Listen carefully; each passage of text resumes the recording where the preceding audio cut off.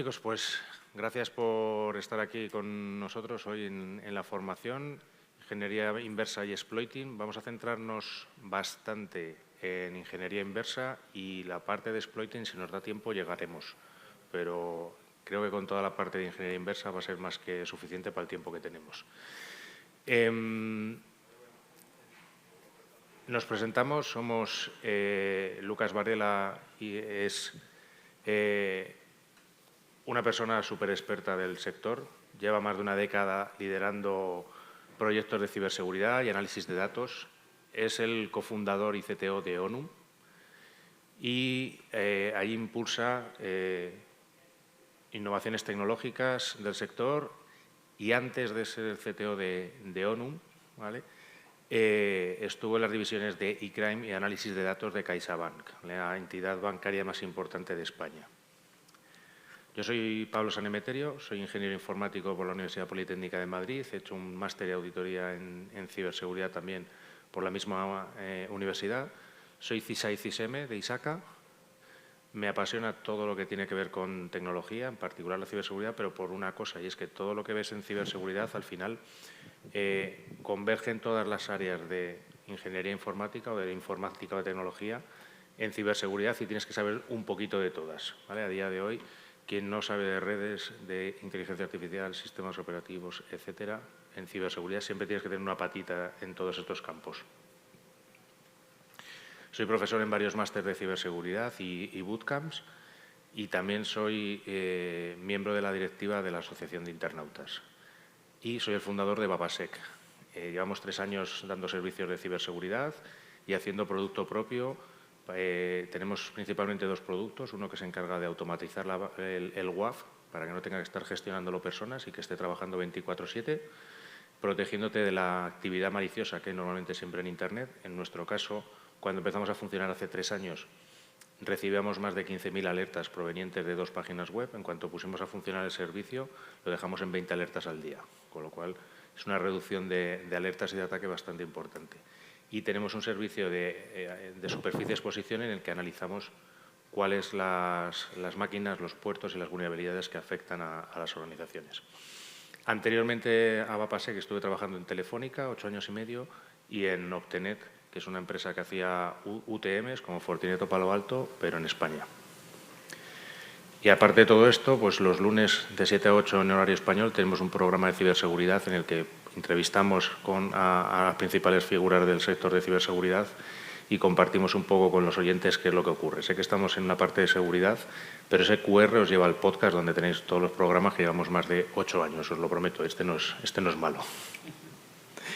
Vale, os cuento un poquito qué es lo que vamos a hacer. Voy a poner una pequeña parte de introducción de contaros temas de ingeniería inversa, de computadores, instrucciones, etcétera, etcétera. Y luego nos vamos a ir a una parte práctica, ¿vale? Vamos a estar utilizando principalmente Radar E2. ¿Lo habéis utilizado alguna vez? ¿Sí? ¿No? ¿No? ¿No? No. Bueno, los que no lo hayáis usado, que no os asuste, ¿vale? Porque aunque hay mucho comandito de línea de comandos, etcétera, luego vais a ver que precisamente esa parte es la que le da versatilidad y os va a dar posibilidades de, si habéis estado en el lab de N8N, habéis visto cómo se automatizan tareas, pues muchas de las cosas que vais a ver aquí se pueden automatizar con Python o con lenguajes de programación o se puede llevar a N8N para que te haga tareas de manera sistemática, ¿vale? Veremos también un poco temas de grafos, de funciones, de cómo se pueden extraer esos grafos en imágenes y que lo podáis ver sin tener que estar dándole al comando todo el rato. Vamos a ver un poco esa parte de cómo hacerlo automático que se hace con R2Pipe. También os voy a enseñar cómo, al ser un proyecto de open source y con una comunidad muy activa, pues temas como, por ejemplo, el decompilador de Hydra, ¿vale? Que es algo que yo creo que es una de las herramientas más interesantes que ha habido en los últimos años. Está integrado también con Radar E2, con lo cual podéis usar directamente el decompilador de Hydra en muchos de los binarios.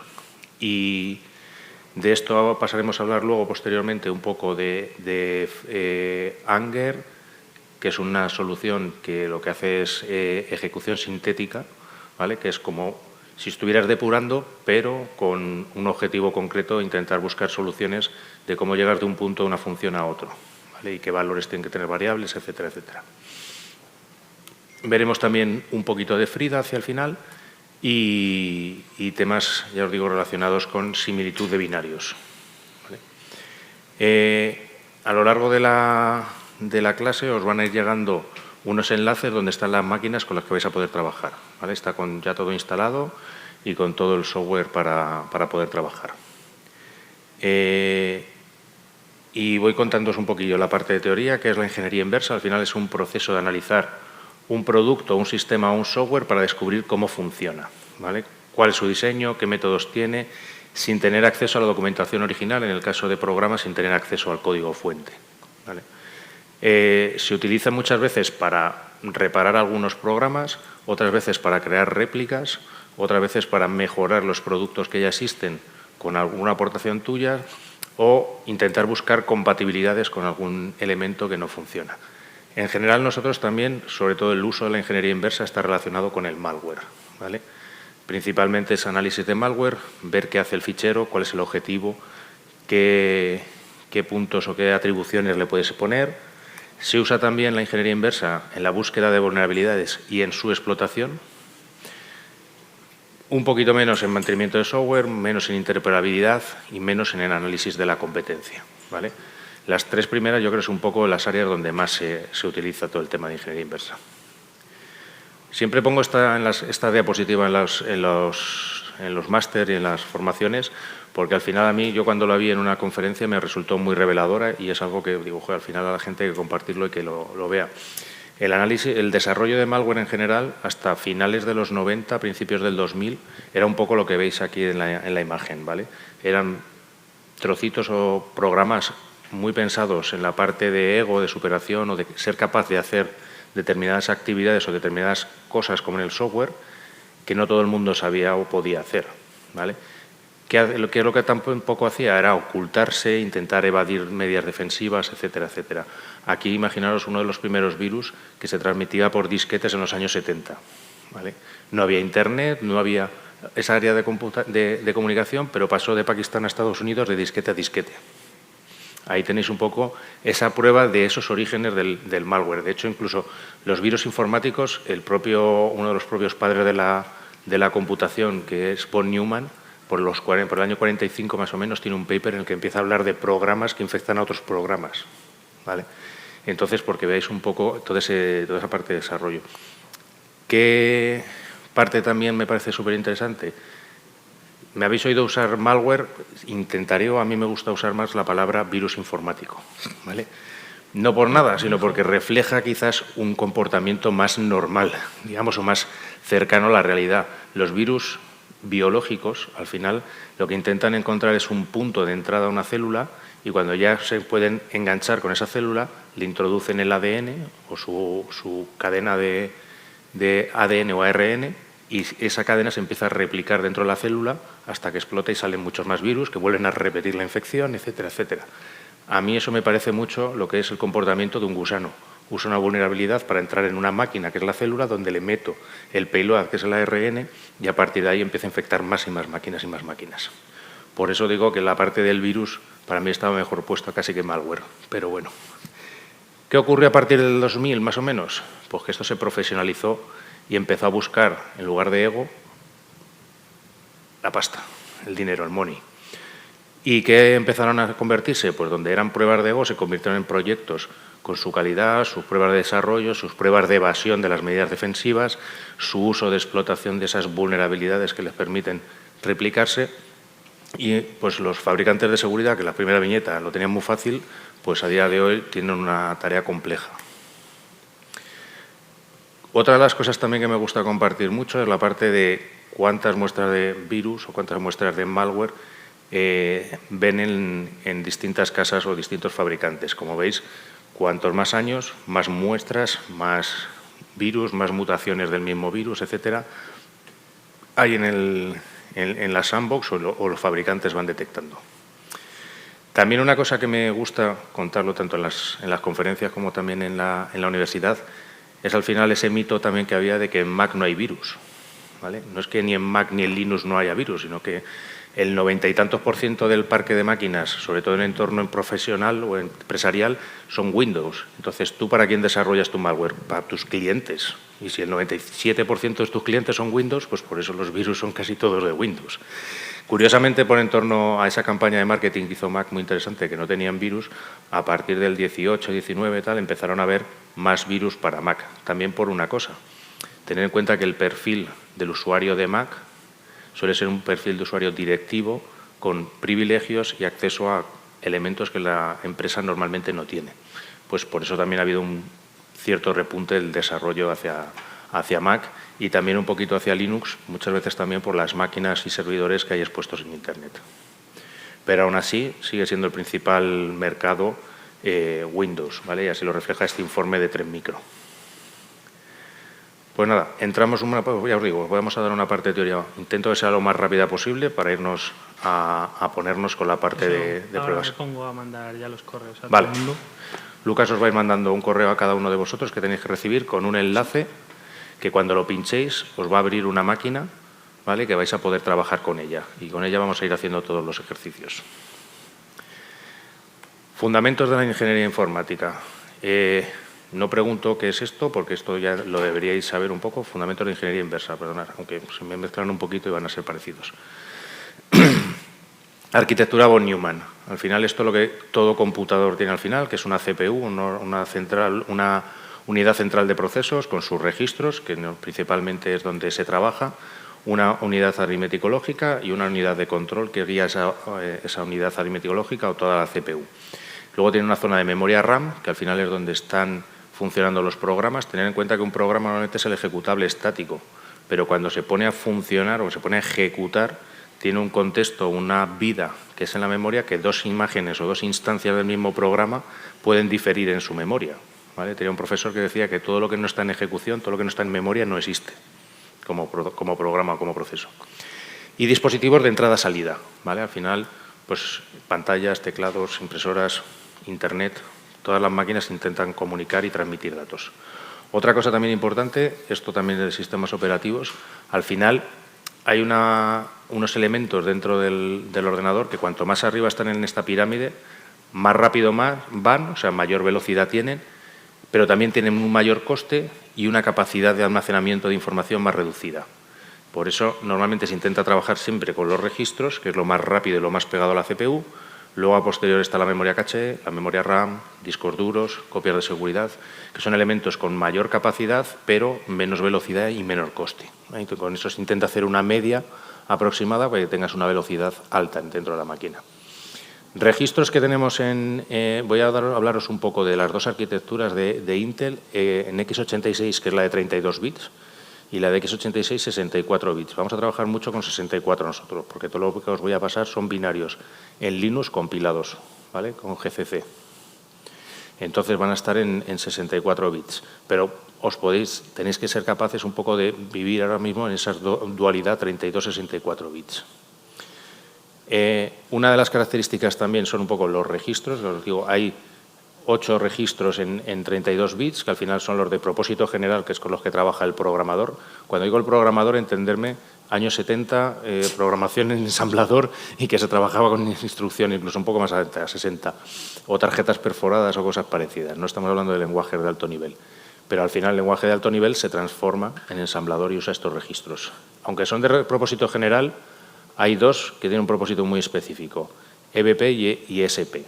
ESP es la parte alta de la pila, EBP la parte baja de la pila. Entraré dentro un poquito más adelante a contaros memoria, pila, etcétera, y ahí os vais a entender mejor ese uso. Y luego tiene registro de segmentos, registro de estado, que es normalmente donde se almacena el estado de una operación. Si yo hago una suma, una resta, etcétera, aquí va a ir cambiando el estado. Y el instruction pointer, que como siempre digo también, es el registro más poderoso de la CPU. ¿Por qué? Porque es el que te está marcando cuál es la siguiente instrucción a ejecutar. Siempre va en secuencia, va a ir avanzando una instrucción cada vez que vaya ejecutando, salvo que encuentre una instrucción de control de flujo, que suele ser una llamada a una función o un salto hacia una zona del código, condicional o incondicional. Si no, sigue en secuencia. ¿Por qué es el más poderoso? Porque cuando tú aprovechas una vulnerabilidad y haces que ese registro, en lugar de estar apuntando al código que estaba programado, apunte a otra zona, es cuando consigues esas ejecuciones de código remoto y esa explotación de vulnerabilidades que tanto nos gusta.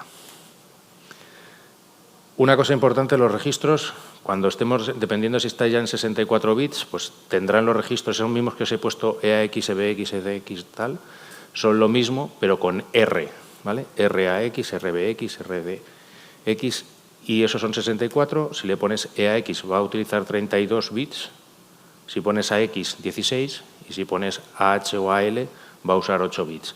Esto entenderlo en la evolución del tamaño de palabra o el tamaño del registro de las CPUs. Empezaron en 8 bits, luego 16, 64, 32, 64. ¿Vale? Yo, que ya voy peinando canas, me acuerdo de la Sega Mega Drive con 32 bits. Aquello era lo más de lo más. Pues esto es algo parecido. ¿Vale? Esto es otro ejemplo del direccionamiento para que veáis un poco cómo, pues al final, cuando trabajas con 32 tienes toda esa palabra, cuando usas 16 solo los bits menos significativos y luego los registros AH y AL.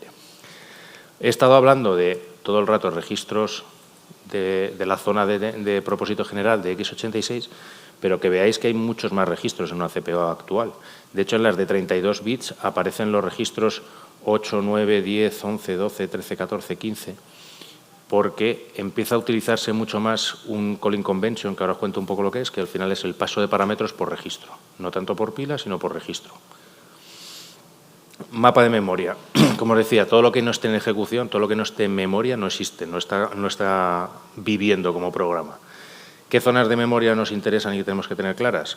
La zona de text, que es donde está el código, ¿vale? El código fuente y donde está en ejecución el programa. Tiene una zona de datos inicializados y sin inicializar, variables globales, ¿vale? Para que nos entendamos. Y dos zonas dinámicas. El heap, que es la zona donde normalmente el programador reserva memoria para almacenar datos. Poneros un navegador que está pidiendo una foto, no sabe el tamaño que tiene, pues en función del parámetro del size que le manda el protocolo, él reserva más o menos espacio para esa foto y mostrarla. Y luego está la pila, que tiene un doble uso. Por un lado tiene variables locales de las funciones, es decir, variables que solo tienen valor y contexto dentro de esa función, y ir haciendo un seguimiento de qué funciones he ido llamando. Es decir, cuando empezáis en el main, vuestro programa principal, va llamando una función, por ejemplo, abrir fichero, luego vais a escribir en el fichero, vais a cerrarlo, vais a procesar los datos, vais a llamar a otra función. Todas esas llamadas que muchas veces se van encadenando se almacenan en la pila, sobre todo para cuando termines de ejecutar la función poder volver a continuar la ejecución de tu programa por donde lo dejaste. A la izquierda normalmente tenéis el mapa, como lo presentamos normalmente en la parte, digamos, más académica. A la derecha tenéis un poco más cómo suele ser en la parte de Windows, ¿vale? En Windows empieza en 00 y termina en las 7FF, digamos que tiene 2 gigas de espacio de usuario y otros 2 gigas para el kernel. Esa separación hace que si tú desde espacio de usuario quieres acceder a una dirección de kernel, te pega un crash, ¿vale? No te va a dejar. Y me llama mucho la atención la diferencia del stack y el heap. Fijaros dónde está el stack, que frente a como lo contamos normalmente está en una zona alta y crece hacia arriba, y el heap, que tiene todo el resto de espacio. Normalmente, aunque lo veáis así en la imagen, tiene muchísimo espacio de heap, ¿vale? Y se mapean las DLLs, ¿vale? Las DLLs son zonas de código que puedes ir intercambiando y que vas a poder ir utilizando entre los programas, y que cuando lo compilas en lo que se conoce como dinámico, no en estático, lo que tienes es que cargas las DLLs desde el sistema y así no tienes que meterlas dentro del ejecutable a la hora de distribuirlo, te reduce el tamaño del ejecutable. Lo que os decía de las pilas, ¿vale? Al final, cada vez que estás en ejecución dentro de una función, estás en un contexto, dentro de un marco de pila. Fijaros que tengo 3 llamadas apiladas, ¿vale? Dentro de ese contexto, por ejemplo, del de más arriba, lo que tenéis es ESP apuntando a la parte alta, donde están las variables locales, donde se van a ir guardando ahí los valores de esas variables locales. Lo que tiene guardado luego, EBP está marcando siempre la parte más baja de la pila, está siempre fijo y no cambia, y lo que tiene el valor de la zona de esa dirección de memoria donde está el EBP es el EBP del marco anterior, y así es como conseguir creando y destruyendo los marcos de pila. Y los argumentos, lo que os decía, en 32 bits, el paso de parámetros por pila es lo habitual, ¿vale? Que es lo que hablaba del calling convention o cómo se llaman a las funciones. Normalmente esto se llama stdcal, que se van poniendo los argumentos de derecha a izquierda en la pila. Empiezas por el de más a la derecha, push el 3, el 2, el 1 y llamas a la función. y la función llamada es la que se encarga de lo que se llama restaurar la pila. Es decir, como ya has ido generando esos argumentos, cuando vuelves, la función llamada es la que lo restaura. ¿Habéis recibido ya todos el correo con las direcciones? Sí. Por ahora vamos a entrar solo en el de Shell, no os preocupéis por el otro. Vale, ir entrando y probando que os funciona, ¿vale? Eso es. Confirmar que funciona, mientras yo os termino de contar un poquito más de esto. Sí. ¿Va a compartir la del PPT? Sí, al final de esto mando el PDF con la PPT. El mismo calling convention en 32 bits, utilizando dos registros, ¿vale? El C y el D, esos dos registros los usa para pasar los dos primeros parámetros. Y cuando son más parámetros, se pasan por pilas. Es decir, si la función tiene más parámetros, se empiezan a pasar por pila. Esto es lo que os decía, que en 64 bits se lleva mucho más allá, ¿vale? ¿Por qué? Porque en Windows se empiezan a usar 4 registros, ¿vale? Que lo veis aquí. El de más a la izquierda en el registro C, en el D, en el 8 y en el 9. Y a partir del cuarto o más, los pasas en la pila. Pero es que en Linux tienes el primer argumento en el D, el segundo en el S, el tercero en el D, el cuarto en el C, el quinto en el 8 y el sexto en el 9. O sea, pasas hasta 6 argumentos. También os digo, fijaros cómo hacemos también muchas veces los informáticos de que ¿para qué lo vamos a hacer todo igual? Cada uno usa 4, otros usa 6, etcétera. Importante también, los programas al final lo que se genera al compilar es un fichero que es un fichero por secciones, que al final ese fichero por secciones lo que hace es darle instrucciones al sistema operativo de cómo tiene que poner las cosas en memoria para arrancar el programa, ¿vale? Y tiene instrucciones de dónde va la zona de código, dónde tiene las librerías que necesita. No sé si alguna vez os ha pasado en Windows que intentáis ejecutar un programa y dice, crack, no puedo funcionar porque me falta una DLL, ¿vale? Pues eso es porque ese fichero ejecutable que estáis intentando ejecutar, en una de sus zonas dice, necesito cargar esta DLL. Y si no la encuentro en el sistema, rompe el programa y no lo ejecuta porque sabe que tarde o temprano va a hacer una referencia a esa DLL y no va a estar el código. Entonces, mejor romper antes que después. En Linux pasa lo mismo, lo que pasa es que en lugar de portable ejecutable, que es el formato de Windows, se llama ELF, ¿vale? Con sus pequeñas variedades, pero al final casi todos tienen una tabla donde están las DLLs y las funciones que usa de esas DLLs. Os he hablado de las secciones. Es una de las primeras cosas que vamos a ver luego cuando entremos a la práctica, ¿vale? Como con Radare podéis ver las secciones de un programa. Podéis verlas en tablas, si ponéis el comando IS y os va a sacar text, rdata, data, res, src, etcétera. Esto, uno de los trucos también que les enseñamos rápido a los chicos, sobre todo en el máster, es, oye, cómo detectar que está empaquetado con UPX, porque estas secciones no aparecen, aparece una sección que pone UPX0, UPX1, UPX2. Y también podéis ver más o menos en esta parte de negro qué zona se está ocupando del programa, es decir, la zona de text está ocupando mucho más información que luego la de rdata, que luego la de data, que luego la de reloc. Esto es un portable ejecutable, un ELF. Os digo, es lo mismo con distintos nombres, pero al final tenéis también como la zona de text es la de código, que es donde más ocupa, ¿vale? ¿Alguna duda hasta aquí? Vale, una de las cosas también que se usa bastante dentro de la parte de malware es el análisis de entropía, ¿vale? ¿Por qué? La entropía te va a marcar zonas del binario o secciones que dependiendo del valor vas a saber si están comprimidas o cifradas. Y eso tiene que ver con la aleatoriedad de los bytes que hay en esa zona, ¿vale? Normalmente si tienes un 0, ¿vale? Esto en la entropía de Shannon, si es 0 es totalmente predecible, imaginaos una zona todo con ceros, el de a continuación es 0, 0, 0, 0, 0, pues eso es una zona predecible. Con 8 es un valor totalmente aleatorio, es decir, no tiene nada que ver, el uno es un 7, el otro un 4, el otro un 2, vamos en ese sentido. Normalmente de 0 a 2, lo que os decía, datos de relleno o de padding, ceros, datos vacíos, etcétera. Entre 2 y 5, tablas y datos simples. De 5 a 6,8, código compilado normalmente, código normal, ¿vale? De 6,8 a 7,2 empieza a ser sospechoso. 7,2, muy parecido a comprimido o a empaquetado. Y entre 7,8 y 8, que es el máximo valor, cifrado o muy comprimido, ¿vale? ¿Por qué os digo esto? Porque no es raro que un virus tenga zonas en las que ha aplicado un algoritmo de cifrado o de compresión para que no veas la parte maliciosa. Ellos intentan ocultarla siempre para que no se les detecte. Pues con una parte de las secciones podéis calcular también la entropía de cada una de las secciones, y aquí, por ejemplo, os destaco dónde está la zona de código, porque tiene ese valor que os decía, entre zona de 6 más o menos, es una zona de código. El resto son tablas, datos de relleno y cosas razonablemente entendibles. Otra de las características también que tienen los binarios es que tienen siempre definido lo que llaman un entry point, ¿vale? La primera instrucción a ejecutar. ¿Dónde empieza a ejecutar el programa? Cuando ya lo hayas cargado todo y puesto todo en memoria, aquí es donde pones el EIP y empieza a ejecutar instrucción a instrucción. ¿Vale? Pues vamos a ver cómo lo podemos extraer y verlo dentro de los programas. ¿Vale? Y muy rápido, por contaros también una cosa, que es que en general en los lenguajes de alto nivel la compilación es un proceso relativamente fácil que da un resultado cuya ingeniería inversa no es nada fácil. Es decir, el ir del código fuente al ensamblador es relativamente fácil, es un proceso automatizado. El ir del ensamblador al código que lo generó es un proceso difícil, porque muchas veces puedes dar con varios códigos que te generen ese mismo ensamblador, o un mismo código puede generar distintos ensambladores, ¿vale? Distintos resultados ensamblado. Al final, normalmente ya casi ni programamos en lenguajes de alto nivel, ni C ni Python, ya usamos la IA.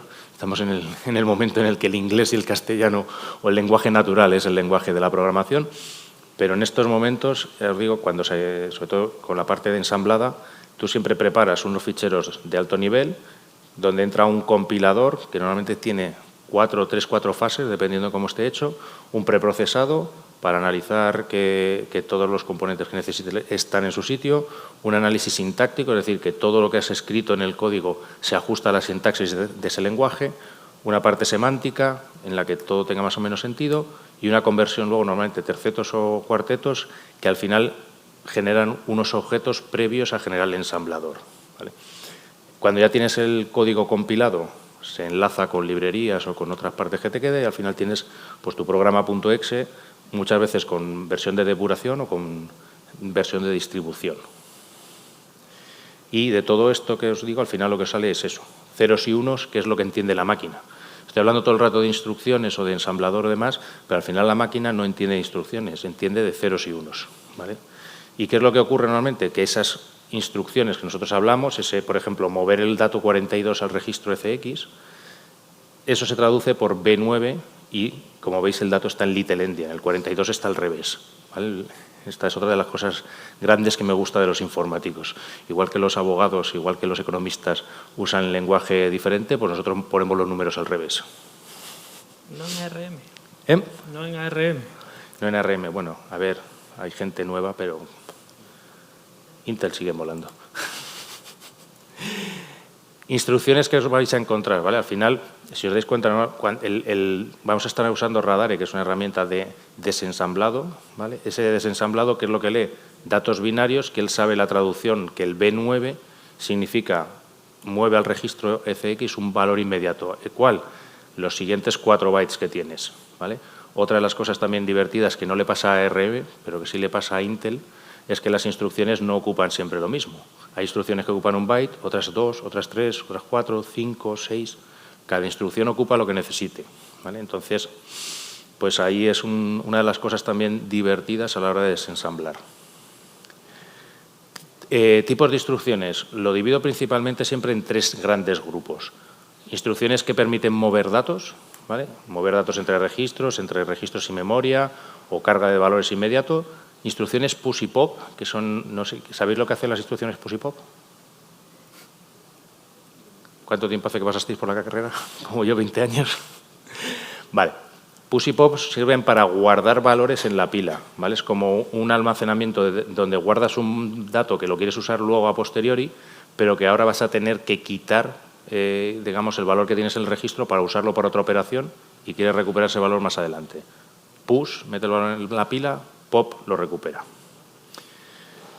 Instrucciones aritmético-lógicas, suma, resta, multiplicaciones, divisiones, incremento, decremento, un grupo interesante, todo lo que tenga que ver con matemáticas. Y luego lógicas, AND, OR, XOR y negación, NOT. ¿Vale?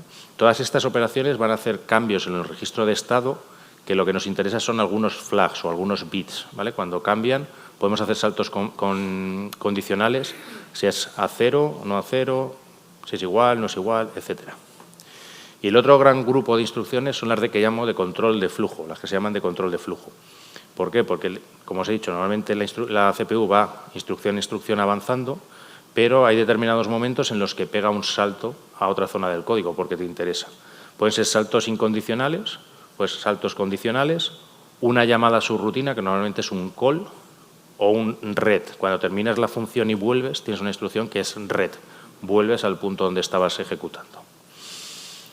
En el ensamblador, además, también, como siempre os digo, para mejorar también estas cosas, hacerlo un poquito más divertido, tienes dos tipos de ensambladores aquí en la arquitectura x86. El de Intel, que es con el que vamos a trabajar y que normalmente se ve en Windows, y el de AT&T, que es el que se suele ver en Linux, en GDB, cuando tal, pero que podéis cambiarlo. Al final es cambiar un flag en el decompilador para que te use uno y otro.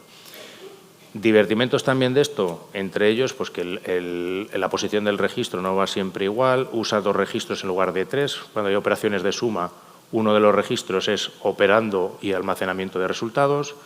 Los corchetes en Intel significan lectura o escritura en memoria. En AT&T es con paréntesis y, bueno, algunas peculiaridades más, pero ya os digo que lo vamos a ir viendo ahora. Y lo principalmente también hay 2 formas en las que la gente normalmente trabaja en la parte de análisis de malware o de análisis de código. Está el análisis estático y el análisis dinámico. ¿Cuál es la diferencia entre estático y dinámico? Estático es sin ejecutar, no estás ejecutando nada del programa y todo lo que te dedicas es analizar funciones, código, ensamblador, etcétera. ¿Qué te permite? Analizar todo el código, teóricamente, porque también te puedes volver loco viendo funciones. Normalmente te sueles centrar en las funciones más importantes. Riesgo de infección bajo, porque no estás ejecutando, simplemente estás analizando. Tiene una problemática, suele ser más lento, es difícil, te requiere conocer arquitectura, intentar entender un poco qué está pasando. Y normalmente puedes llegar a encontrar IOCs que estén ofuscados o que estén ocultos o por zonas que no se vaya a ejecutar, ¿vale? Porque en comparación con el dinámico, normalmente el dinámico se realiza ejecutando el programa. Se suele ejecutar en un entorno seguro, que suele ser una sandbox, una máquina virtual, en la cual tú lo ejecutas y analizas el resultado de esa ejecución. ¿Cuál es el problema del dinámico? Bueno, con las ventajas. Es más fácil, es más rápido, te vas a infectar, por eso se usan máquinas virtuales para restaurar el estado antes de la infección. Se suelen encontrar IOCs, pero tiene un pero, que es que al final solo has visitado unas zonas del código. Si el que ha desarrollado el malware es un poco avispado o tiene ganas de que no le vayas a encontrar o de detectar que está ejecutando en una sandbox, pues te va a ejecutar una zona de código en la que no te enseña lo malo y cuando llegue al ordenador que quiere infectar sí va a ejecutar esa zona maliciosa, ¿vale? Entonces, son 2 formas, no hay ni una mejor ni peor. Al final es usarlas cada una cuando te interesa. Radare. Pues un poco lo que os decía, ¿qué vamos a hacer? ¿Qué vamos a encontrar? Dime. Que puedes utilizar el entorno cuando quieras. Vale, pues ahora entramos. Vamos a ver un poco. O sea, ¿todos tenéis ya acceso? ¿Todos ya tenéis acceso? ¿Lo podéis ver ahora? ¿Entrar a la shell y veis todos la shell en el navegador? ¿Hacéis root todos sí. también? ¿Hacéis sudos suyos? ¿Hacéis root? No, es coña. Hacerlo, para que comprobéis que está. Vale, guay. No os preocupéis tampoco, si lo rompéis, Lucas os lo restaura, no os preocupéis, ¿vale? ¿Perdón? ¿Todo bien? Bien. Aquí sudar no se suda, pero bueno. Vamos a ello. ¿Qué vamos a hacer? Vamos a entrar con Radare, vamos a ir viendo un poco los comandos, vamos a ver cómo se puede desensamblar, localizar funciones. Vamos a usar una parte de compilado, ya os digo, os avisé que os iba a usar la parte del decompilador de Hydra, pues lo vais a tener, vamos a hacer algún ejercicio con esto, ¿vale? Os voy a hablar también de obtención de grafos, ¿vale? A mí una de las cosas que me resulta más atractivas dentro de lo que es el análisis de funciones, códigos y demás, es la parte un poco de grafos, es decir, puedes analizarlo el gráfico dentro de la función, que es lo que normalmente se ve cuando te dedicas a ingeniería inversa y que has visto en IDA Pro, que son esos basic blocks o esos bloques básicos de código y cómo se ve la función. Pues tienes también gráficos de cómo se llaman a las funciones, gráficos de cómo se usan los datos o las cadenas inicializadas, etcétera, etcétera. Y vamos a ver también cómo obtener esa información en formato imágenes, es decir, imaginaos que queréis automatizar un análisis de muestras de malware o que vais a tener un servicio de malware que os llega constantemente, pues con estas partes, sobre todo con R2Pipe, vais a poder ver cómo se automatiza o cómo podréis hacer que ese trabajo sea recurrente. Es decir, tú mándame aquí por correo todas las muestras que quieras, que yo te las voy analizando y te las voy a ir sacando la información inicial o la información básica que te interese. Vamos a hacer también un poco de similitud entre binarios. Vais a ver cómo se puede usar Radare para comparar dos binarios y ver cómo son de parecidos o centraros un poco en cuáles son las funciones que se diferencian y que no tengáis que analizar todas las funciones. Lo que os decía, luego vamos a ver un poquito de Anger, que es ejecución sintética, es parecido a eso que hablábamos de análisis dinámico, pero realmente no estás ejecutando. Tú creas como un entorno de memoria, una ejecución, una abstracción de lo que es la ejecución de la CPU y vas a tener ese estado funcionando, pero no está ejecutando de verdad, es decir, no te vas a infectar. Y luego Frida, que es una herramienta muy interesante, sobre todo para modificar el comportamiento de los binarios sin tener el binario. ¿Vale? Nosotros vamos a hacer, se puede usar para trazar o para ver cuándo se llama una función y con qué argumento se llama esa función y qué valor devuelve, pero también es interesante que puedas modificar su comportamiento. ¿Vale? Ahí entrarías un poco en técnicas de hooking. Imaginaos que estáis analizando un binario de malware que tiene alguna condición por la cual está yendo siempre por el lado que nos interesa del código, pues podéis modificar el resultado de esa función para que cuando lo metáis en vuestra sandbox o en un entorno de análisis vaya por el otro lado. No hace falta que os montéis Hydra, ¿vale? Porque no lo vamos a utilizar, pero sí me gusta hacer la referencia de que existe, que un poco el decompilador para mí es una de las herramientas más interesantes y que ha cambiado un poco la parte de ingeniería inversa, porque antes los decompiladores solían ser de pago y al liberarse esta herramienta de la NSA, pues tenemos decompiladores de muchos lenguajes bastante interesantes. Aquí os pongo un poco cómo se instalaría Radare en otro entorno, ¿vale? Por si lo queréis instalar vosotros en un entorno vuestro o lo que sea. Aquí os lo hemos dado ya montado, ¿vale? Pero si queréis instalar en un entorno Linux Radare tenéis que hacer los 3 primeros pasos y si queréis instalar el decompilador de Hydra tenéis que hacer los pasos que van a continuación, ¿vale? Radare tiene un gestor de paquetes donde se puede instalar un montón de ampliaciones o extensiones que va haciendo la comunidad, ¿vale? Bastante interesantes. Aquí vais a ver un poco pues, cómo se ve el código desensamblado de uno de los ejercicios y cómo se ve el decompilado, ¿vale? Venga, vamos a por el primer ejercicio. Ir abriéndoos todo el entorno y decirme que estáis ahí ya.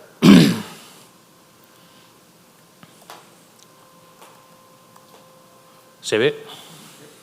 Vale. ¿Todos estáis en el entorno? Vale. Si hacéis ls, os voy a decir, casi todos los ejercicios que vamos a hacer están en R2. Vais a tener, para luego cuando empecemos a usar herramientas, que activar el entorno virtual, ¿vale? Los entornos virtuales en Python es la forma de instalar paquetes en un directorio, de tal forma que tú puedas trabajar en ese directorio y que, llegado al caso, si tienes otro proyecto con otros paquetes de Python o demás, que no haya colisiones entre ellos, ¿vale? Eso muchas veces, si lo instalas en el entorno virtual en un sistema operativo y tienes 2 proyectos, igual hay uno que está usando un paquete que colisiona con otro o no te deja porque es una versión antigua y tú quieres otra versión, al final es un cruce de paquetes que aíslas usando esta parte de entornos virtuales, ¿vale? ¿Cómo se activa el entorno virtual? Source venv.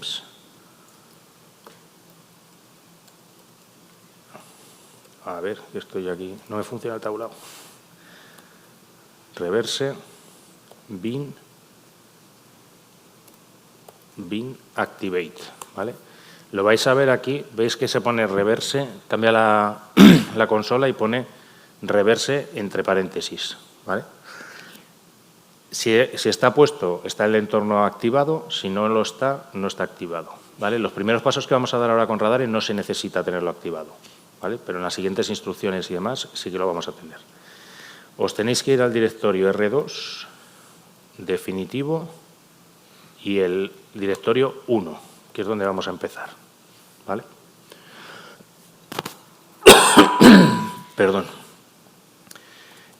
Aquí os vais a encontrar, por un lado, un fichero 1, ¿vale? Con permisos de ejecución, y un fichero C, que es el que ha compilado el binario. Vamos a trabajar directamente con el binario, pero os dejamos el .c, etcétera, para que podáis trabajar en casa. ¿Cómo funciona Radare? Normalmente es R2 y el nombre del fichero, en este caso 1. ¿Vale? Con eso ya estáis dentro de Radare. Y aquí vamos a empezar a utilizar algunos comandos. Ese es el comando para compilar el fichero 1. ¿Vale? Lo abrimos como hemos hecho y ahora escribir una I y darle a Enter y ver lo que sale.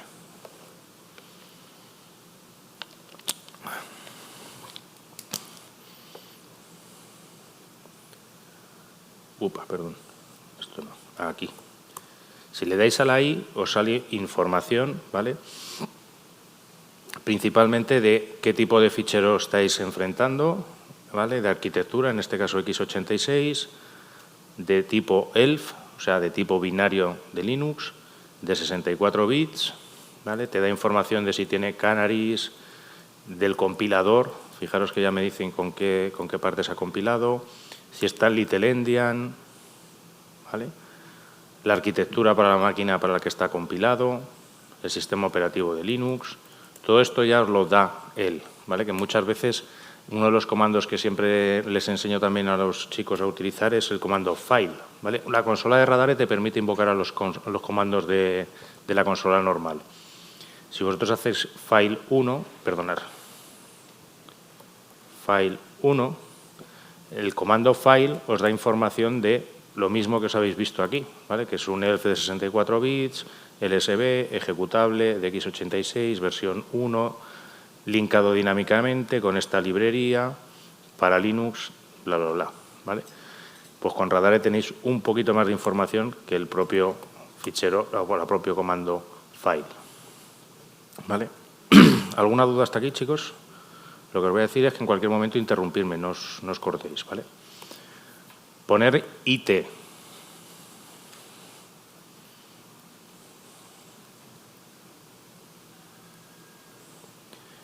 Si ponéis IT, ¿vale?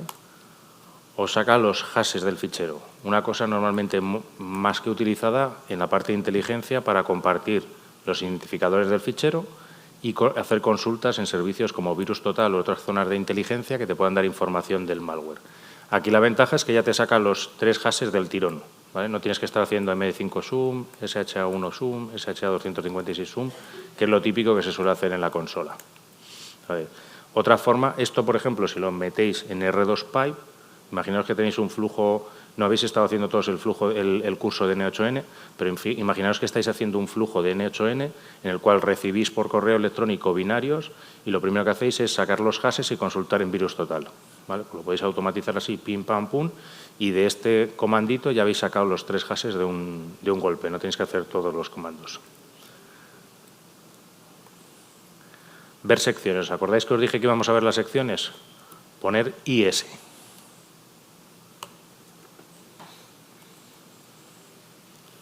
Si ponéis IS, os tiene que salir esta tablita en la que os pone el path, el desplazamiento donde empieza cada una de las secciones, ¿vale? Tenéis aquí la zona de text, ¿vale? Que es la zona de código donde está la zona más interesante para nosotros, que es el código ensamblador, pero tienes luego todas las otras secciones interesantes de datos con datos de carácter inicializados, inicializar, etcétera, etcétera.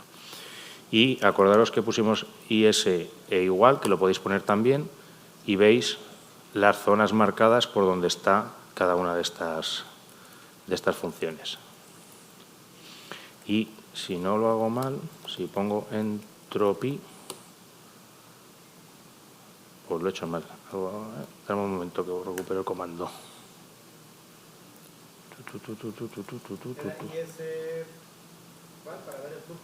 IS y el igual. Y vas a ver todas lo que ocupan las secciones en el binario. IS entropy, vale, pero lo he puesto sin el igual. Si queréis sacar la entropía, que os acordáis que es el valor ese que os dije de cómo está descifrado aleatorio o no las zonas, fijaros que aquí en la parte de text no llega al 6, pero sí es de las zonas con mayor entropía de todo el fichero, ¿vale? Pues esas cosas son muchas veces indicadores, ya os digo, de si estáis enfrentando a un virus o una cosa comprimida o sin comprimir. Dime. A ver, debería salirte igual, que para eso está el container. Deberíamos tener todos lo mismo. Sí. A ver. IS, has puesto IS entropy. Ahora has puesto IS mayúscula. No, I minúscula, S mayúscula. ¿Vale? Y si le pones ahora espacio entropy, te va a sacar el cálculo de entropía. I minúscula, S mayúscula, espacio, entropy. ¿Vale? Te añade la columna con el cálculo de entropía a la zona de... Sí. I minúscula, S mayúscula. I minúscula, S mayúscula. Mirar aquí. Fijaros en la pizarra. Que está muy abajo, perdón. Que es que no lo veo. Espacio, entropía. A ver si lo logro. Ahí. Eso, mire.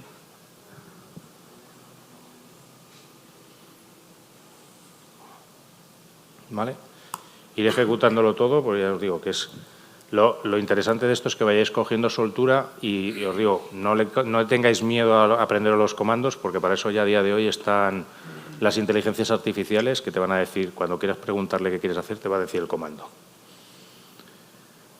¿Vale? A ver si sois capaces de sacarme el punto de entrada o el entry point. ¿Vale? Comando...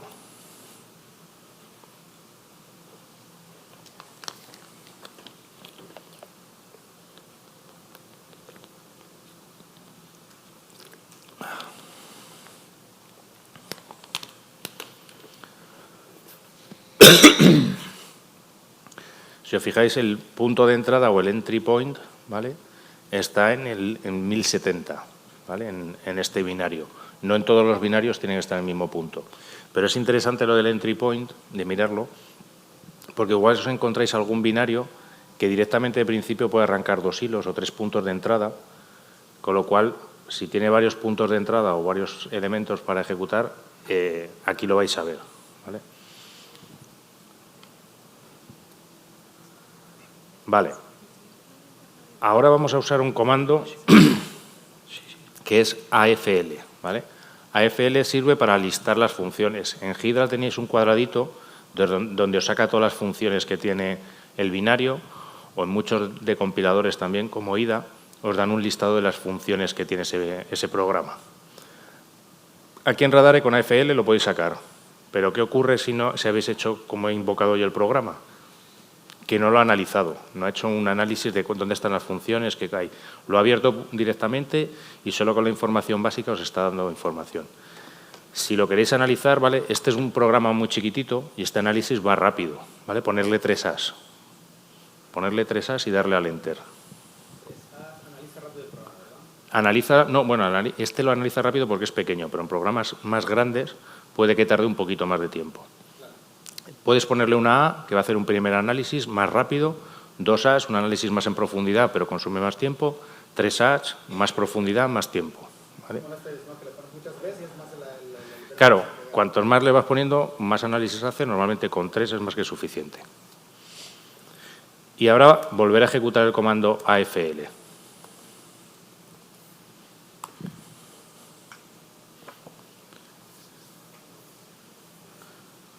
Fijaros, ¿alguna función que os llame la atención? ¿Cuál? Main. ¿Otra?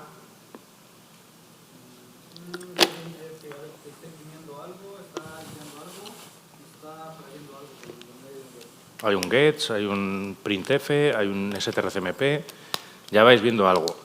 Estos primeros programas con los que vamos a trabajar son crackmis, son pequeños ejercicios de ingeniería inversa que se tratan de buscar la contraseña que lo resuelve, ¿vale? Y según vayamos avanzando un poco más, serán más complicados.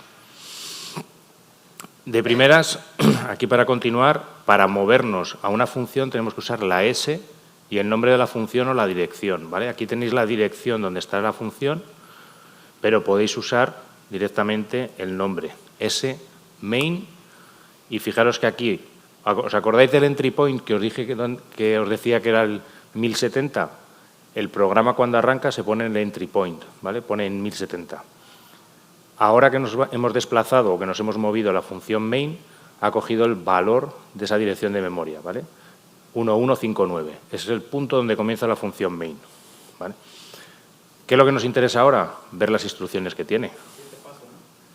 Vamos a verlas. PDF.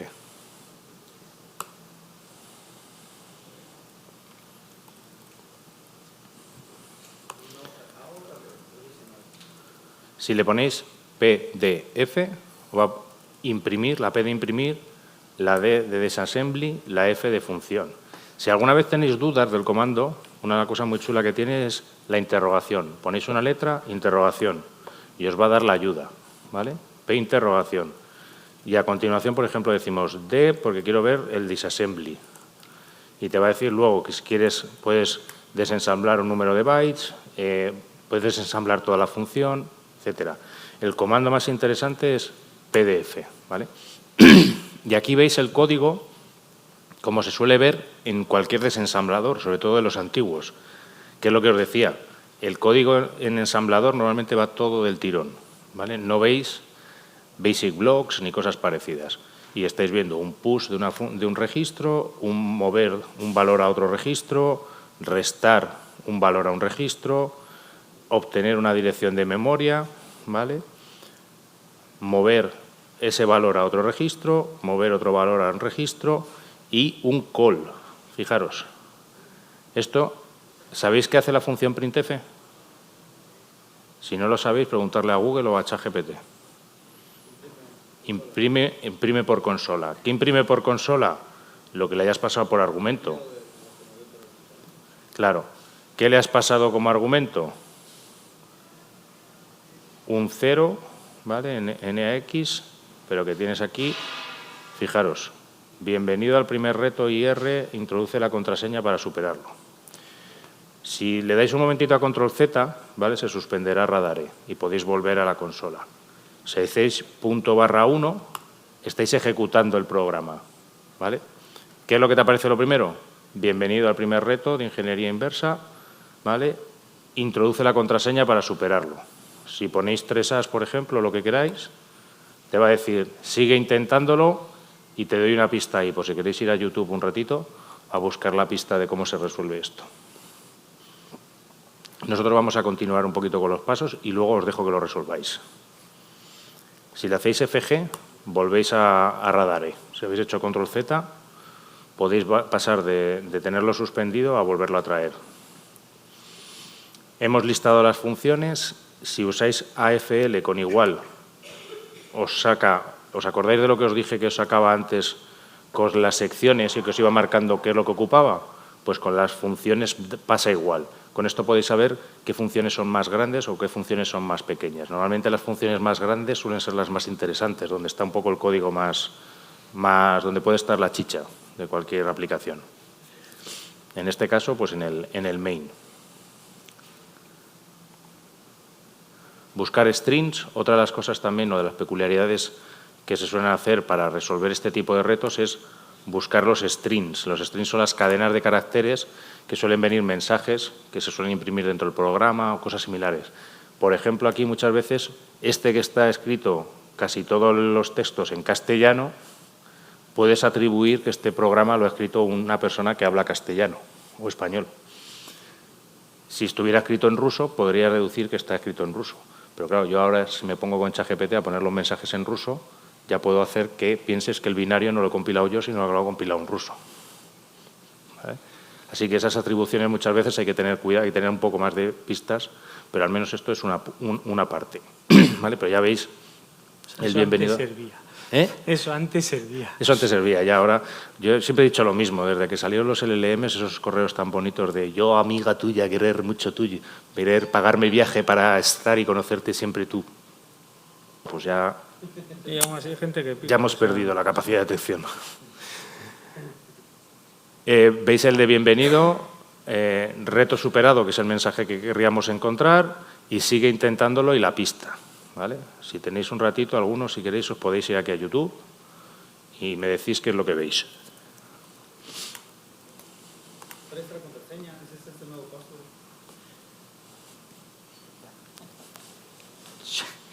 Hombre, no se rompe la sorpresa.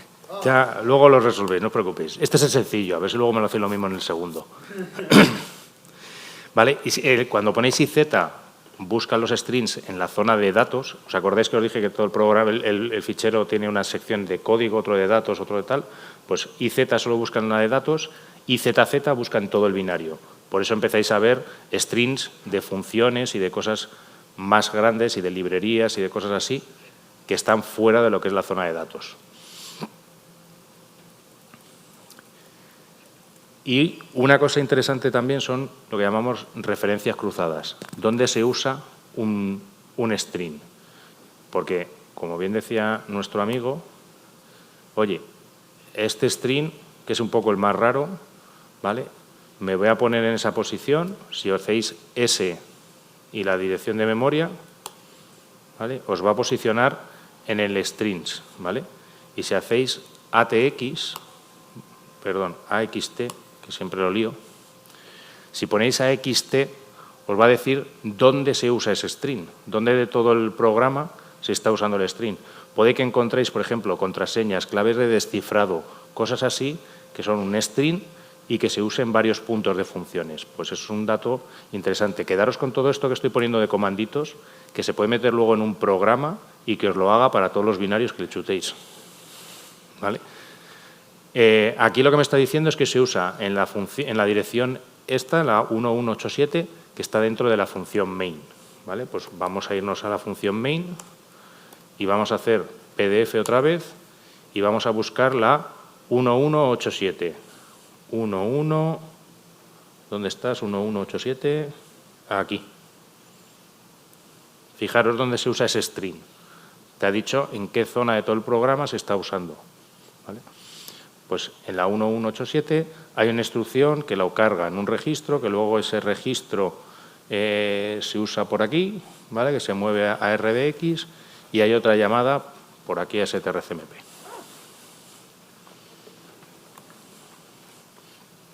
Podéis hacer lo mismo, pero con funciones, ¿vale? Lo hemos hecho con strings, podéis hacer lo mismo con funciones, ¿vale? Vamos, por ejemplo, a ver dónde se usa, como os decía antes, si listáis las funciones con AFL y dices, oye, pues me llama la atención strcmp. Oye, pues AXT, no, ATX, joder, espérate, ya no me acuerdo. AXT. AXT y el nombre de la función, sim, imp, strcmp. Y te dice, oye, esta función que te resulta interesante se usa en este punto del binario. Os digo, este programa es muy sencillo. Cuando tenéis programas un poco más complejos, aquí pueden aparecer varias referencias y varios puntos a analizar. ¿Vale? Perdón. ¿Vale? Ya nos... Oh, adiós, lo he roto. Vale, estoy. Ya hemos movido una función, ya hemos hecho el desensamblado. Vamos a ver una cosa que es más interesante, que es... ¿Os acordáis que hablábamos de los Basic Block? 36 me pone. ¿Vale? Pues, por ejemplo, os vais a main y le dais y ponéis 2 Vs mayúsculas. ¿Vale? Y fijaros cómo sale ahora el código. ¿Os suena, los que habéis visto alguna vez en Hydra, en IDA, etcétera, a que así se ve mucho mejor que todo el tirón? Al menos te haces una idea de, oye, pues aquí está todo este código, se ejecuta secuencial, luego hay un salto, que como podéis ver es un salto condicional, que si hace algo se va por un lado, si hace otra cosa se va por el otro lado. ¿Vale? Y cuando termina cada uno de los 2 bloques, acaba aquí. ¿Vale? Esto es lo que se llama un control flow graph, un gráfico de flujo de la función. ¿Sabríais decirme aquí ya cuál es la contraseña que lo resuelve? ¿Sabríais decirme cuál es el punto, la clave que me hace llegar a esta zona de reto superado, que es donde quiero llegar? Podéis mirarlo en vuestro ordenador, darle VV.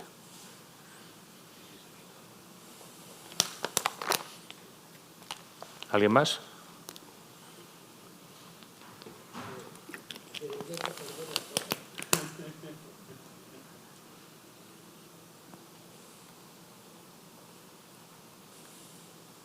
Vale.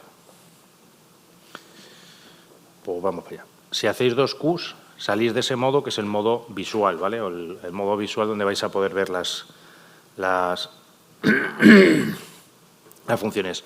Otra forma de generar esto que acabáis de ver es con AGF, ¿vale? Que os va a sacar este mismo gráfico. Yo, como tengo la letra un poco expandida, veis que se solapan las cosas, pero que si hacéis menos lo veis mejor, ¿vale? AGF. Pero AGF luego lo puedes volcar a una imagen y te lo puedes llevar, ¿vale? Y lo que más os va a gustar, PDG, ¿vale? Poner PDG, perdón, ¿vale? PDG. ¿A que esto es más sencillo de analizar que el ensamblador? ¿Vale? Dice que no está instalado. ¿Cómo que no? Lucas.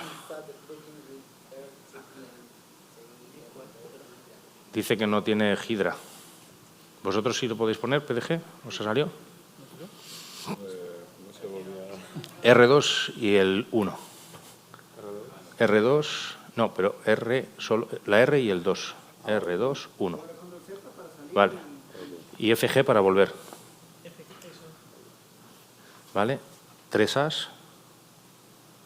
S main. ¿Vale? Y ahora es PDG. ¿Vale? R2, sin la D. ¿Cómo se ejecutaba el archivo 1? Punto barra 1. Punto barra 1. Sí. Si no tienes eso, tienes el teclado español. setxavemap es. Ahí. Punto barra y el 1. Denegado. Hazle ls-ll. El mío estaba, igual es que el mío lo he compilado. Vale. ls-l. Una cosilla, para poder ejecutar el binario, me parece que igual en vuestros entornos está sin permiso de ejecución. Eso iba a decir. Antonio, mea culpa. Si hacéis ls-l, ¿vale? ls-l os va a salir este fichero primero, pero no tendrá el flag X, ¿vale? Si no lo tiene, lo que tenéis que hacer es sudo chmod 07441, ¿vale? Con esto le cambiáis los flags. Fijaros que yo me he quedado con RWX, R y R. El X es los permisos de ejecución. Ahora, si lo tenéis, os tendría que funcionar, ¿vale? Hacerlo todos.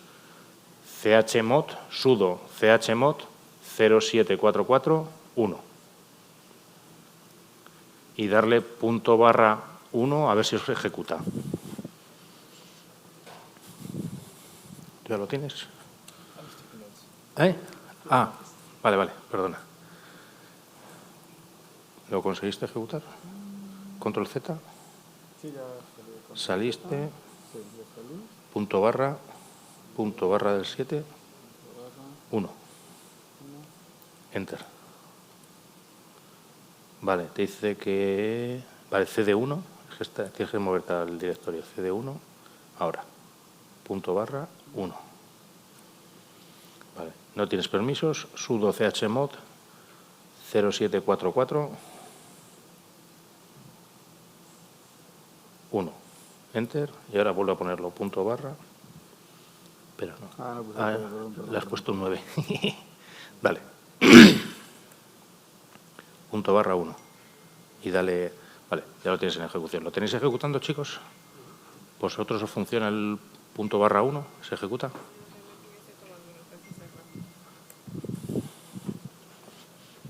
A ver. Al final nos vamos atrás, lo que he dicho que me pasa en el laboratorio, la diapositiva, para hacer el ejercicio. Sí, pero dale ahora de momento ahí. Vale, CD1. Es que estás sin estar en el directorio. El directorio y el nombre del fichero se llaman igual. Lo puse a posta. Vale. CDR2. ¿CDR2? Sí. CD definitivo. Tú también ve haciéndolo. CD definitivo. Te voy a contar un truco. Si le das al tabular, normalmente... A ver, espera. ACLS. Ah, es que te bajaste de nivel. Espera, hiciste es que salí CD. de la- CDR2. CD definitivo. Puedes poner def y te lo tabula. CD1. Y ahora punto barra del 7, el 1. Definitivo. No tienes que escribirlo todo. Si le das al tabulado, te lo escribe él. Dale. Enter. CD1. CD espacio 1. Punto barra 1. Vale, no tienes permiso, y tú tampoco. Ahora es cuando tienes que poner sudo chmod.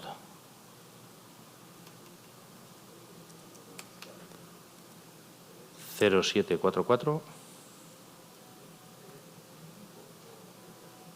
espacio 1. Y ahora vuelve a poner punto barra, que ahora ya te ejecutará.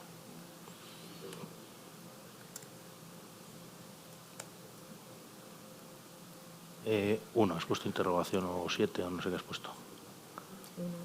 Pero tienes que poner el punto barra. Si no pones el punto barra no ejecuta. Que el Linux es un poco divertido al principio. Vale, ya lo tienes en ejecución. Enter, vale. Punto barra, ahora. Punto barra del 7, 1. Vale, ya lo tienes en ejecución. Vale. Vale. Si entráis en Radare y habéis visto el PDG, habréis podido ver cuál era la contraseña para superar esto. ¿Vale? Si hacéis PDG y analizáis un poco el código, que ya esto es C, os dais cuenta que tiene una variable que es un entero, otra variable que es una cadena de caracteres, te imprime bienvenido al reto, que es lo que veíais, la función gets, que se queda esperando a que vosotros le pongáis la contraseña, y cuando la tiene, lo que hace es llamar a strcmp, fijaros, con este S1 que ha cogido aquí, lo mete en la comparación del strcmp y lo compara con esta cadena. ¿Vale? Si es igual a 0, si no sabéis qué es lo que devuelve la función strcmp, Google o las distintas IAs os lo cuentan. Cuando es igual a 0, es que es cierto, es que las dos cadenas son iguales. Entonces imprimes reto superado, guarda la contraseña y en el resto de ocasiones sigue buscando. ¿Vale? Con lo cual, la contraseña podemos deducir que es esta, punto barra 1, perdón, ahí, y si pegamos este valor, reto superado, guarda la contraseña para el futuro. ¿Vale? Probarlo todos a hacer PDG, sacar el desensamblado, coger esa funcioncita y ponerlo.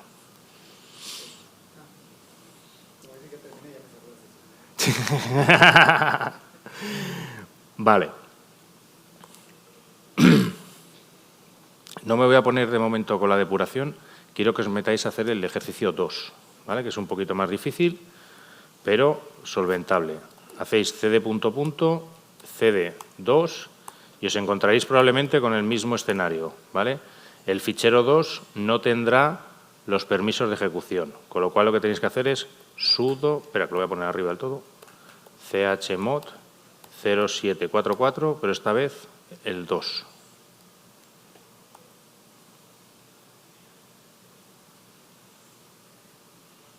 Hacerlo todos y validarme que cuando pongáis punto barra y 2 se os ejecuta el programa.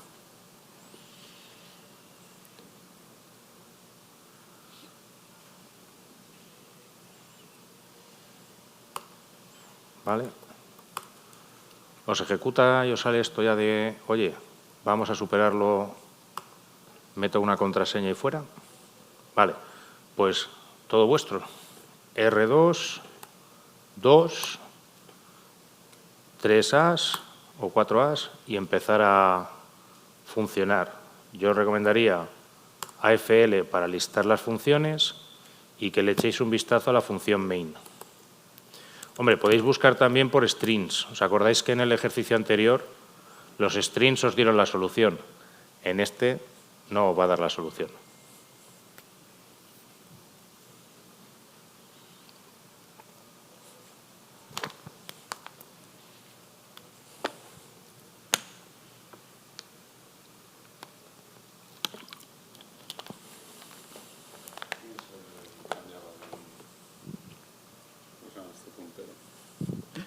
El prompt con la S te mueves a la función. S de SIC, espacio, main. Ese es como te desplazas. Te mueves por el binario y te vas yendo a distintos sitios.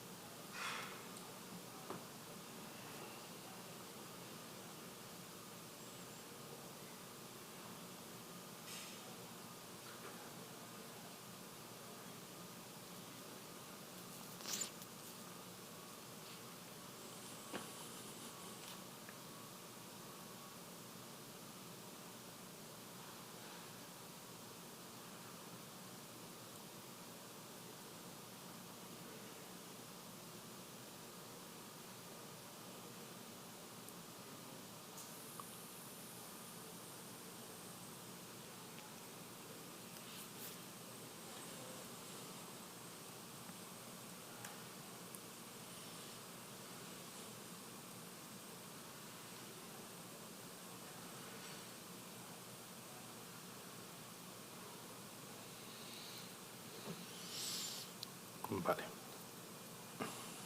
Me imagino que todos habréis hecho una FL para listar funciones. Habéis visto que la función main, además si lo ponéis así con el igual, os dais cuenta que la función main es la más grande, pues es la más interesante para empezar. Como decía el compañero, ¿cómo nos movemos? S y main. ¿Vale? Con ese main os cambia ya el numerito en el que estáis ubicados. En lugar de estar aquí, estáis ya en la dirección de memoria de main. Podéis hacer PDF, ¿vale? Que os sale todas las instrucciones que tiene. Acordaos que os dije, podéis ponerlo en VV, que es visual, ¿vale? Y os permite moveros así por el grafo y podéis ver toda la cantidad de flechas verdes que van bajando, bajando, bajando, bajando, todas, una tras otra, sin pérdida.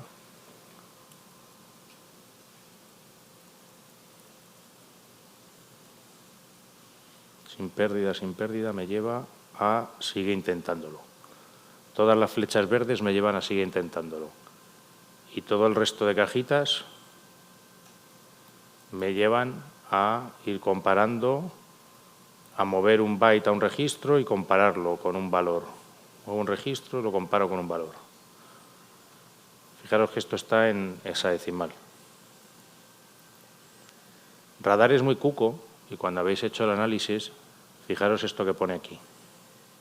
Punto y coma, comillas, y. Punto y coma, comillas, y. Él ya en el análisis os está haciendo la traducción de lo que es este valor hexadecimal a una cadena de caracteres.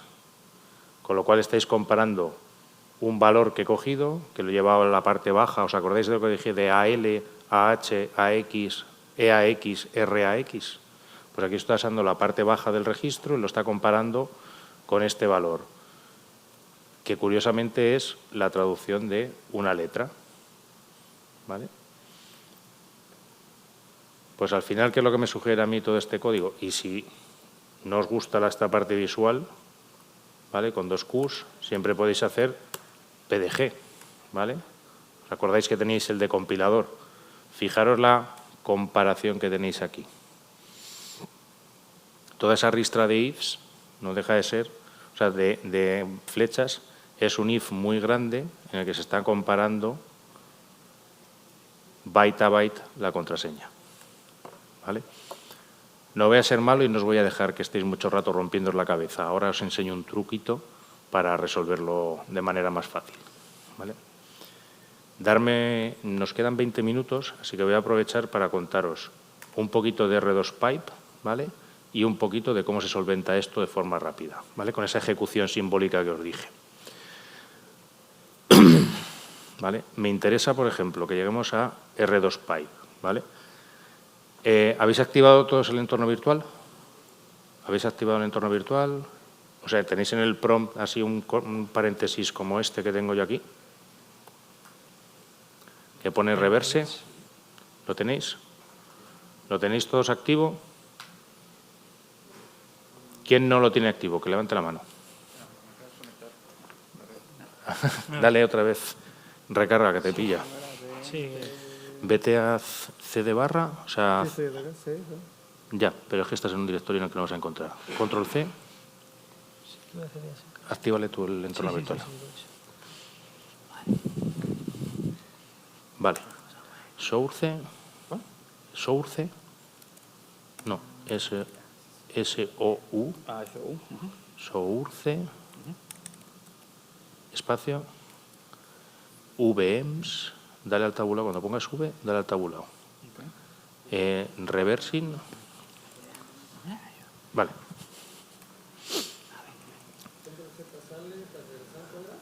FG. ¿Vale? Conocéis el editor de textos Nano, ¿no? Yo creo que estará por aquí. Nano R2P.py. Vale, Nano no está. ¿Y BIM? Sí, debería. BIM, vamos a ver. R2. Hacemos un upgrade y ya está. Vale, poner BIM, ¿vale? BIM es el editor normalmente que siempre está para generar ficheros de manera rápida, ¿vale? BIM R2P.py, le vais a escribir el primero. ¿Vale? Y vamos a escribir lo siguiente.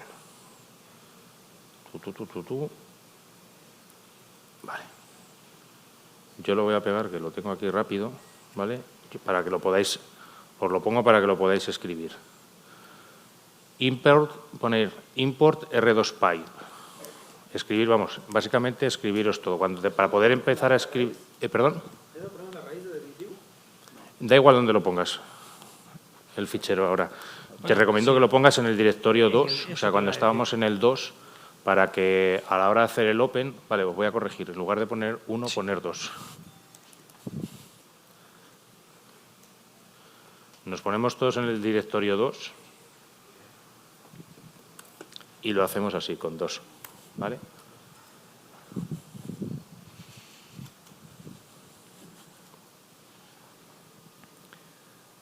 CD definitivo, CD2. Y hacéis BIM R2P.py. Y para empezar a escribir, PI, le das a la A. Y ahora empieza a escribir todo eso.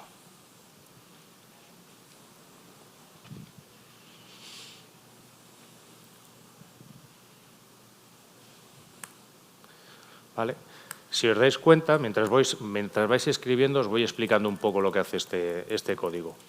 Lo primero que hace import, ¿vale?, es importar el paquete de R2Pipe. R2Pipe es lo que os va a permitir comunicaros con Radare de manera programática, ¿vale?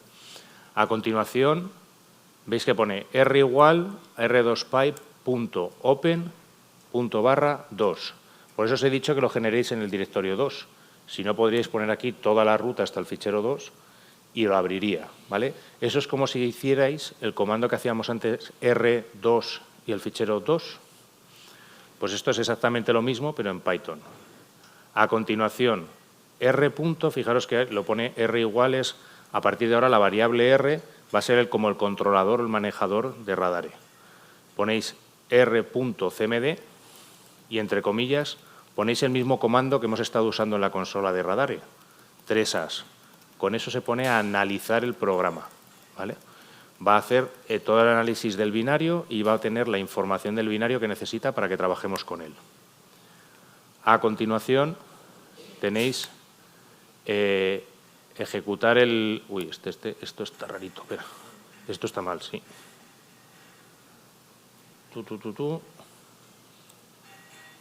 Funciones igual y print funciones. Vale. Funciones igual a, otra vez, r.cmd, para que pongamos el comando. Y fijaros una cosa, AFL era el comando que os listaba las funciones del binario. Si le pones una J, en lugar de devolvértelo así en string, te lo va a devolver en formato JSON, que va a ser mucho más manejable para programar, ¿vale? Yo aquí solo le voy a poner un print de funciones, pero a partir de aquí ya podéis echarle a volar la imaginación de todo lo que queráis hacer.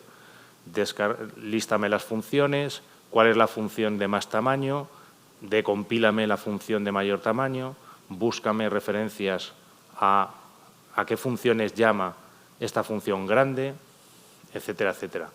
Todo eso lo podéis automatizar y os podéis ir haciendo lo que queráis, ¿vale? Cuando lo terminéis, yo le voy a ir dando para ejecutar. Ahora lo dejo para que lo volváis a ver. Pero me interesa que veáis que el fichero R2P, si no tengo ningún fallo de cómo tenía compilado, fijaros que me ha devuelto lo que os decía, en formato JSON, cada una de las funciones que tiene el programa. De hecho, si busco por aquí main, JQ lo pusiste. Sí, a ver si se te está quejando del literalist. Es que sí. Sí. Vale, que es así. Compile error. Joder. Parse error. Algo estoy haciendo mal. Bueno. No puedo ponerlo en momento bonito, pero fijaros aquí. Ya la he localizado aquí con la visión de pájaro. Fijaros esta parte que os estoy resaltando.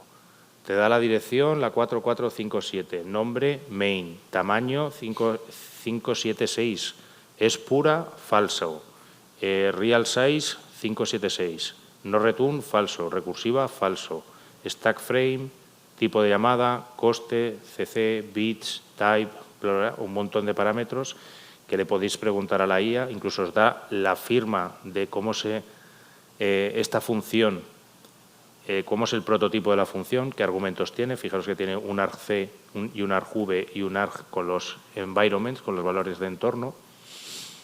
Pues él os va a dar una especie de compilado. ¿Qué es lo que me gustaría también enseñaros antes de irnos? cd ... iros a el directorio que es R2Pipe.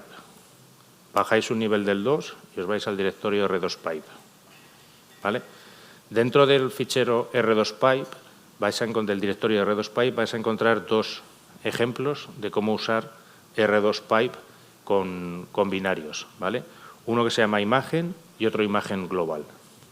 Si ponéis Python, por ejemplo, imagen.py y le dais a Enter, te dice, oye, ¿cómo se usa? Tienes que poner un binario, una función y la ruta donde quieres que te genere la imagen.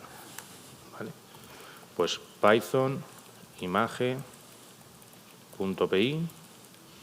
binario, me bajo un nivel y me voy al 2, por ejemplo.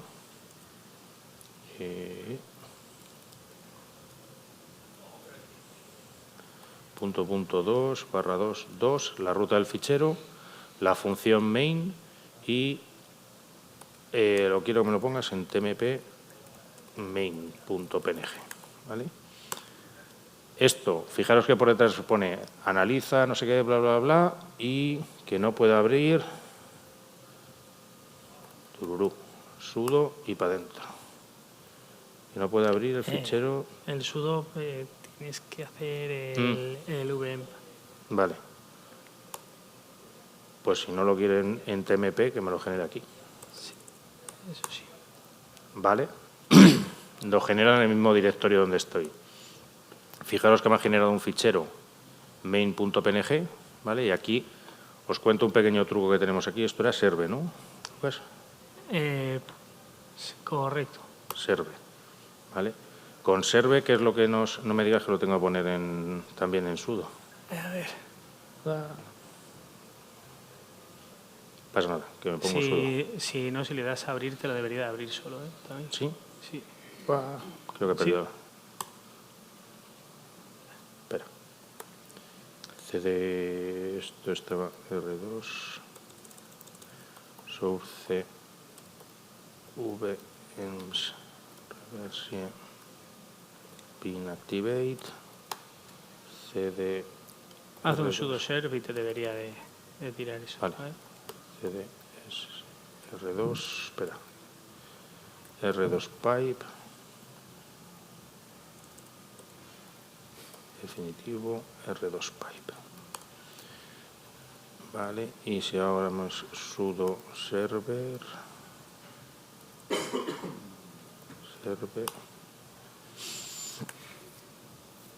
me vuelvo a dar permiso de negado.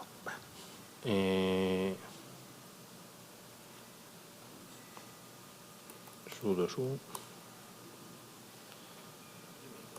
cd. Sí. Sí. Es que él ha estado toqueteando antes. Yo lo he roto. Él ha roto el suyo, pero el vuestro funciona. Pero dame otro. Pues sí, espera, toma.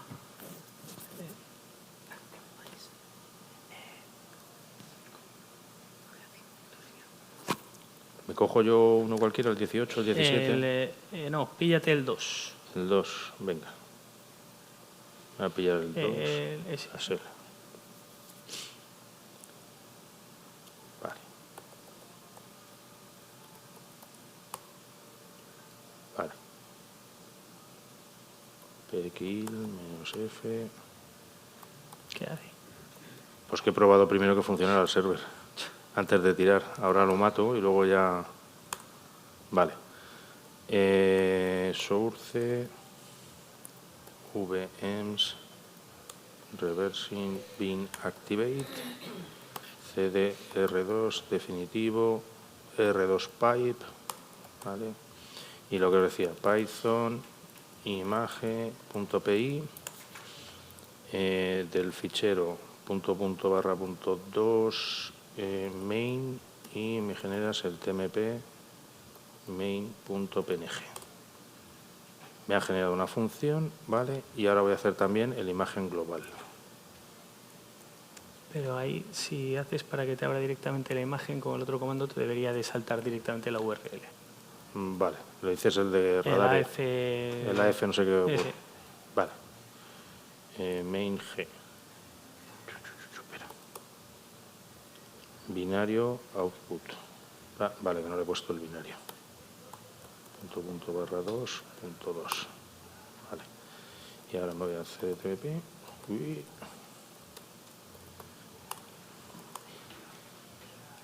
Server. Vale, y me voy aquí. Y a ver si os puedo enseñar lo que quiero. Vale, porque os quiero enseñar un poco qué es lo que hacían esos dos ficheros de R2 Pipe para que lo veáis. Por un lado, tiene un main que te genera. ¿Os acordáis del grafo de la función que habéis visto antes en Radare con todas las flechitas verdes? Pues aquí lo tenéis en una imagen para que lo podáis analizar tranquilamente desde casa, ¿vale? El otro fichero que he generado es el global, ¿vale? Aquí veis cómo las funciones están llamando unas a otras, ¿vale? Tenéis una visión global de qué binario está llamando a qué otras funciones. Eso, como una parte inicial de análisis de un fichero o de un binario, es la parte también interesante de cómo se relacionan unas funciones con otras, ¿vale? Os he dicho que os iba a decir cómo se solventaba ese que os salía antes mal. Voy a poneros un ejemplo de lo que era la ejecución simbólica y desafortunadamente me he quedado sin tiempo, ¿vale? Exit, perdonar, chimpún, cd punto punto, cd anger, ¿vale? En el directorio anger tenéis un ficherín que es el solver. El solver va a coger un programa, le vamos a decir la dirección de inicio y la dirección a la que quiero ir y él me va a decir cuál es el valor que me lleva a esa dirección. Para ello, lo primero que tengo que hacer es analizar el fichero, que en este caso era el 2. Le hago los 3 As, AFL, para que se mueva la función main, ¿vale? Y AGF, que me da el grafo. Me dice, oye, que tiene un montón de líneas. Hola, en lugar de hacerlo más pequeño.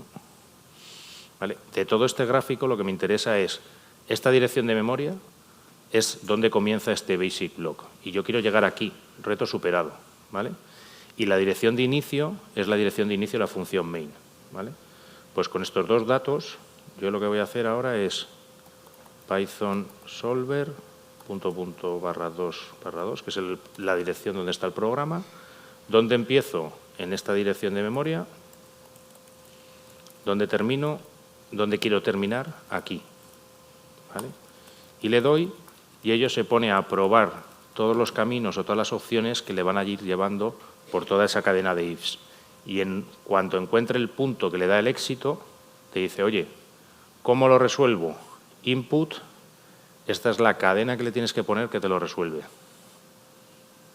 Fijaros, todo el conjunto de caracteres era una comparación de una cadena de caracteres salteada, ¿vale?, para complicaros la vida, y que lo podríais resolver, y si lo estuvieras analizando tranquilamente en casa con todas las letras, ibas jugando un ratito, lo conseguirías. Con esta parte de ejecución simbólica ya te dice cuál es la contraseña. Y para que veáis que no miento, ./2, ahora como no funcione quedo como el culo. Reto superado, espera, lo pongo arriba.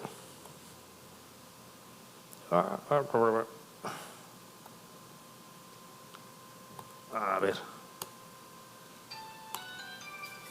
Reto superado, guarda la contraseña para el futuro, ¿vale? Dentro del solver, buena pregunta, tienes cómo se pone el programa o cómo se programa con Anger esta parte que hemos visto, ¿vale? Si te digo, a ver, solver 7, pues no voy a dejar, solver 7. Aquí tienes un poco, al final, oye, estoy importando Anger, que es un módulo en Python. From my Anger cojo las opciones. Aquí estoy asegurándome que coja 4 parámetros, ¿vale? El nombre del binario, el offset de inicio y el offset de final. Todo esto me lo guardo. Anger, te cargas un proyecto con el binario, igual que hacíamos con Radare, que poníamos open y empezamos a funcionar. Pues aquí luego ya se carga cuál es la dirección base, es decir, en esta emulación que ha hecho, en qué dirección base está. Te dice, el start es la base más el offset. Yo le he pasado el offset de inicio. Es el punto donde se va a posicionar él. ¿Dónde quiero llegar? Find, la base más el offset de destino. ¿Dónde quiero llegar? Esto me los imprime, ¿vale?, para que lo vea que está buscando donde yo quiero. Y empiezas estado, factory blank state, empiezas en la dirección start, ¿vale? Y las opciones es que ejecute simbólica sin restricciones de memoria y sin restricciones de registros. Empieza, dice, oye, los máximos gets o los mismos máximos saltos son 256 y ahora empiezas, me generas un simulador o un manager de simulación con este estado inicial, que básicamente es en blanco y estás en este punto donde quiero que empieces a ejecutar, y ahora explora todas las opciones que hay para que llegues a la dirección que quiero que llegues, que es la find, ¿vale? Él se pone a explorar, eso se pone a explorar, habéis visto toda esa parte que empieza a salir, y al final, cuando termina, te dice, oye, si el Solver Manager o este emulador que está haciendo todas estas ejecuciones, lo que está haciendo es me pongo arriba y me pongo a ejecutar todas esas instrucciones y voy a ver todas las opciones que me puedan llevar, todas las opciones que no me lleven donde quiero, las voy descartando y me voy yendo hacia los caminos que me lleven hacia allá. Igual, pues eso, la primera letra, la sexta letra es un no sé qué, pues todas las combinaciones que la sexta letra no sea esa, fuera, otra, pum. Y va como resolviendo como los contadores estos de las cajas fuertes que vemos en las películas, que empieza a hacer el 5, el 4, el 3, él lo empieza a hacer igual, y dice, oye, he encontrado, y cuando lo he encontrado te imprimo cuál es la entrada que lo resuelve, ¿vale? Y por eso al final te sale. Y si cuando termina de explorar no ha encontrado nada, te dice, oye, no lo he encontrado y he explorado todos estos caminos. Muertos son los caminos muertos que no le han llevado a nada. Al final, Anger es una librería, ¿entiendes? ¿Te Python puedes usarlo en otros lenguajes? Es una librería, es una librería de Python que se basa en Z3, si no me equivoco, que es una librería que hace todas estas emulaciones. ¿No es Unicorn? Unicorn, creo que no. Unicorn, ha salido un mensajito de Unicorn, ¿sí? Pero por debajo, igual lleva por debajo Unicorn, pero lo que tiene es una librería matemática que hace todas estas constraints de restricciones que le va llevando hasta el punto ese. Con binarios o con programas. Claro, al final lo que hace es emularte lo que serían las instrucciones que hace ese trozo de binario para, si tienes, yo qué sé, ofuscaciones o desofuscaciones, pues es como, mira, súmale esto, quítale esto, ¿no? Como te va ejecutando paso a paso y así tú puedes ir leyendo el estado de memoria para ir recreando lo que estaría haciendo. Claro. Bueno, en este caso, por ejemplo, para toda esta cadena de if, podrías hacer el PDG, esto para coger la cadena y dársela a ChatGPT, ¿no? Y yo te digo un poco... Puedes tirar, no le he hecho la prueba, pero seguro que la puedes tirar a ChatGPT y decirle, oye, búscame el camino que me lleva a tal. Eso mañana vas a tener otro divertimento. Vamos a tener taller también de comparaciones de inteligencia artificiales, automatizaciones y demás. Pero este sería para cosas más complejas. Claro, esto piénsalo, ahora estamos haciendo un programa que es eso. O sea, si tú ves el código C que está al lado, es un montón de if encadenados uno detrás de otro. Esto en un programa más complicado, lo suyo es que lo uses para decir, oye, esta es la subrutina de descifrado, te posicionas al principio y déjate al final de esa subrutina de descifrado y enséñame la memoria. Y ahí igual encuentras el payload o el código malicioso que está oculto detrás de esa clave. ¿Vale? Y poco más, chicos. Se nos ha acabado el tiempo. Muchas gracias por haber venido al taller. Os mandamos la presentación para que lo tengáis y podáis trabajarlo y que podáis instalar todos estos módulos. Al final se instalan con pip install. Te vas instalando todos los modulitos y podéis usar Python. Y la guía de instalación de radar la tenéis también en las diapositivas. Muchas gracias, chicos.